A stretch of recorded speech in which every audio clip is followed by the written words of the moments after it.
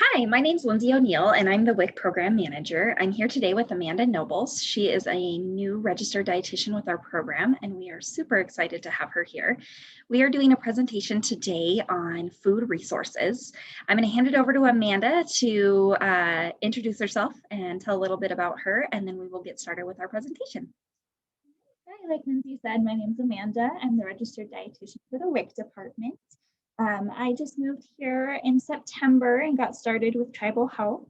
I graduated from Wisconsin University for my undergrad and then did some postgrad work with Montana State University. And I'm really excited to be here. I fell in love with the mountains and I love working here, so it's been great. Our goal for today is just to provide a great centralized resource for all the local food access points on the reservation. All right, I'm going to share our screen here and we are going to get started.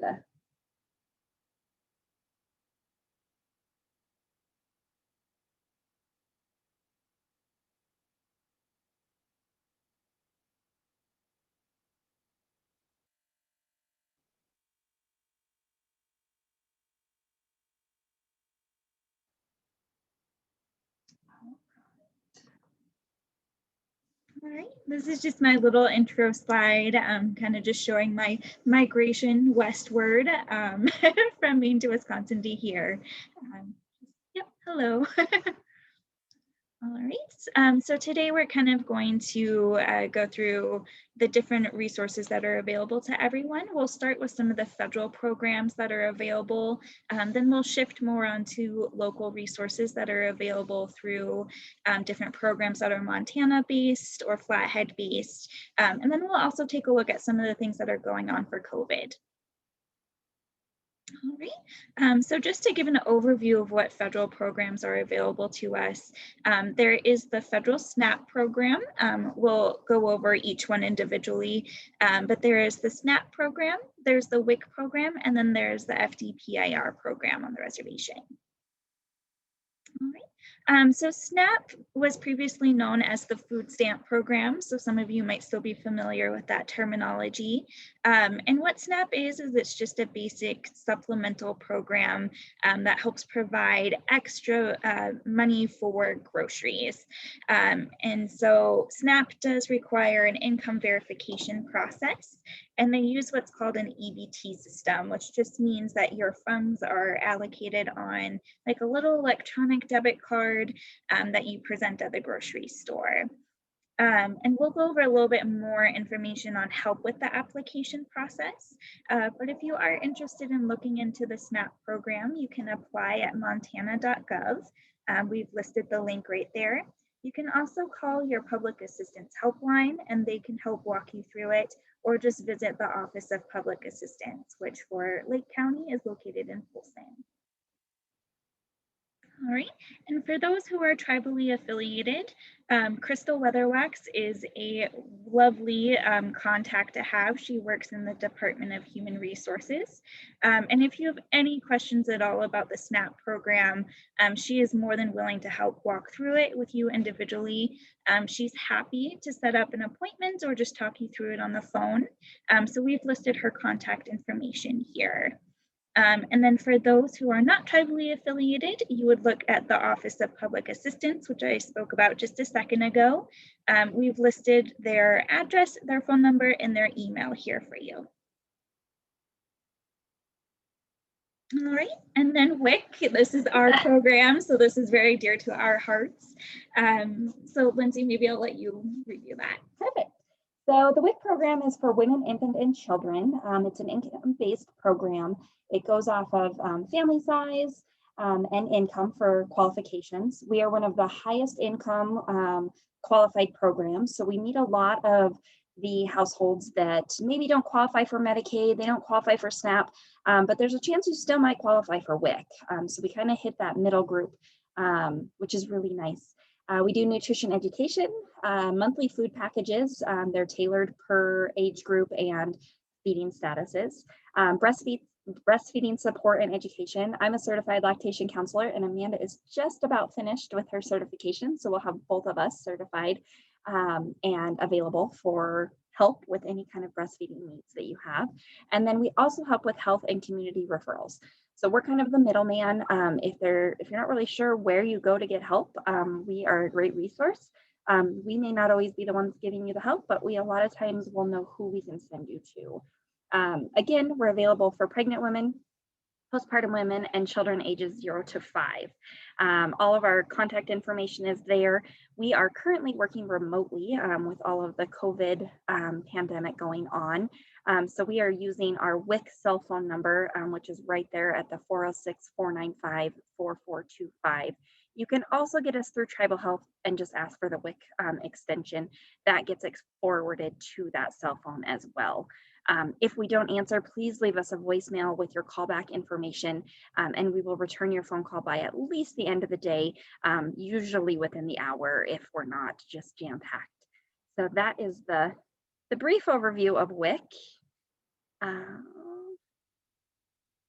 We're going to back up for just a second. So one of the things with WIC that differentiates us from some of the other programs is we do not have like a full application to fill out. We have just a few items of documentation, proof of income, proof of residency, and proof of ID.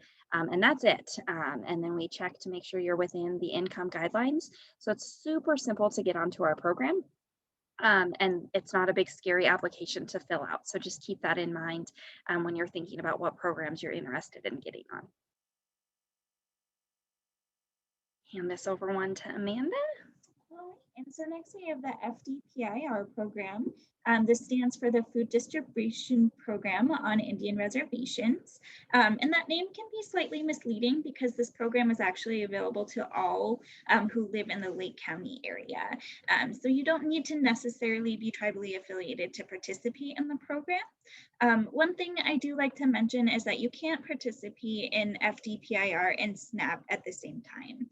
So you would have to look into the programs and see what fits best for your family. Their contact information is listed here. There's a phone number, and then they also do have a commodity store where you can stop into and speak to them about application process as well. And they are open Monday through Friday, 8 a.m. to 4:30 p.m. And then one thing I just wanted to note is that through all of these programs, you can choose that foods that are well balanced, that are full of nutrition, and that help fuel your family. So I just like to mention that because there are different stipulations for each program, but each one can help you really contribute to a well-balanced lifestyle for sure. All right, so those are our federal programs, and next we're going to shift into our local resources. So one thing I love about the Flathead area is just the abundance of farmers markets. There are 3 that are going on this year. Our Lee typically has one. They're not participating at this time. So right now there's the Ronan, the Polson, and the Mission markets. Each one of these markets have their own Facebook page. If you just go onto Facebook and Google Mission Falls Market, it should pop right up for you. The Polson and Mission are both open Fridays. Ronan usually functions on Thursdays, and all of them are just gearing up and getting ready to start in May and usually last through October. So we're really rounding the corner to that time. Keep your eye open for the Arlene market. I know there is talk of it getting started again this year, but the details were not worked out, so we didn't put them in the presentation.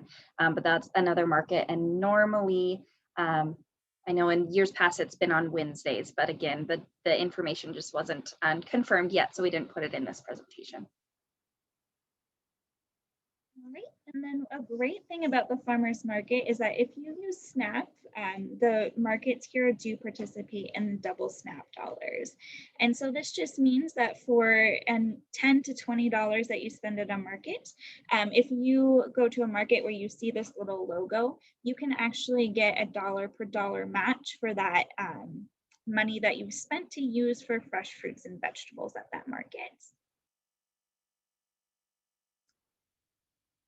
I'm going to back up just a second. I'm just going to add in too that for WIC, you can use your WIC fruit and vegetable voucher at WIC approved vendors at the farmers markets. So some of the larger markets like Polson and I believe Mission as well do have some vendors that are approved to take WIC fruit and vegetable vouchers. And so it doesn't have to be the specific farmers market voucher that you hear about with WIC.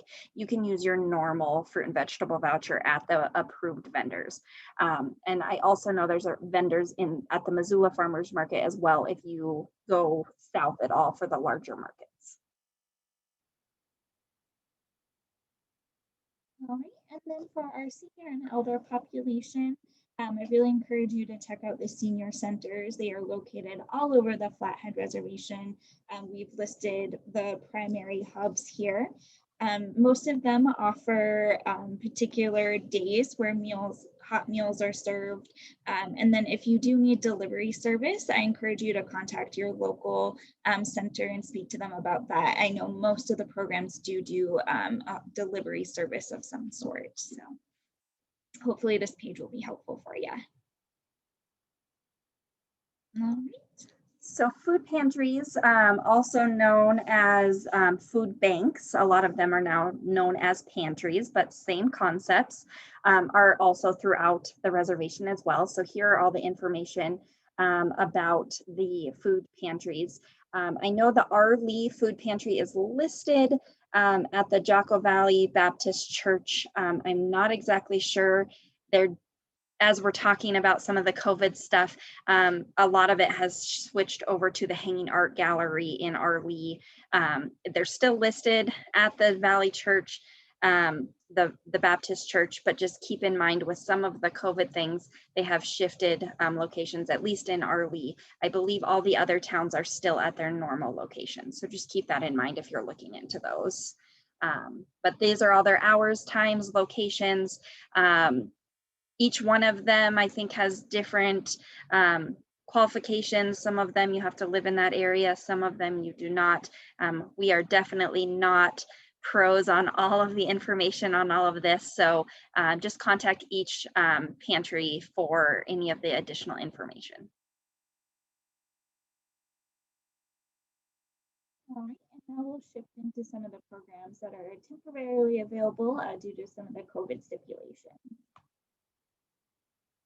All right, so this is the one that Lindsay was previously referring to at the Hanging Art Building. There is a food distribution program that's sponsored by the R. Lee Community Development Center. And so they do food distribution boxes that are available on Fridays from 1 to 3. And then the best access point is going to be on the Morin Street entrance. So the FDPIR COVID-19 food distribution boxes, these are sporadic. There's not a specific schedule with these. You can stay in contact with the FDPIR program. The information is there. They are expected to possibly get some more boxes in April. It's a federal fund that is kind of unexpected when they get it, but when they do, the boxes are great. They are full of very nutritious foods and things that go a long ways to feed a lot of people in a family. So they keep that in mind when they're putting those together. So that is the information to try to stay in the up with when those boxes are available. They also kind of blast it all over Facebook if you're on Facebook. But if you're not, just contact them at that 745-411-5 number, and maybe they can keep you in the loop when those boxes are available. They also did mention that previously some had been distributed by certain individuals. With this new April, they're hoping that everyone will be able to pick them up at the location. So if you're interested, please try to find a time that would work for you to go and pick it up yourself. All right, and then for those of you who attend SKC, they do food distribution boxes available to students on Fridays. They're still continuing on the way through the end of the semester and are expected to continue on the fall semester as well. So again, contact information. If you have any questions, please contact Alana. And that is the end of the resources that we have for you today. Our hope is that everything was centralized for you. If you have any questions, you can just refer back to these slides. All the contact information should be there. Anything you'd like to add for the end? I don't think so. I'm just going to stop sharing so we're a little bit bigger on the screen. Again, if you guys have any questions, concerns, need help reaching any of these resources, or maybe any other resources that we didn't cover today, please contact us through the WIC cell phone number, or you can call the 745-3525 and just ask to be transferred to the WIC program. Again, my name is Lindsay. Amanda, nice to meet you. And we look forward to working with some of you in the future. Bye.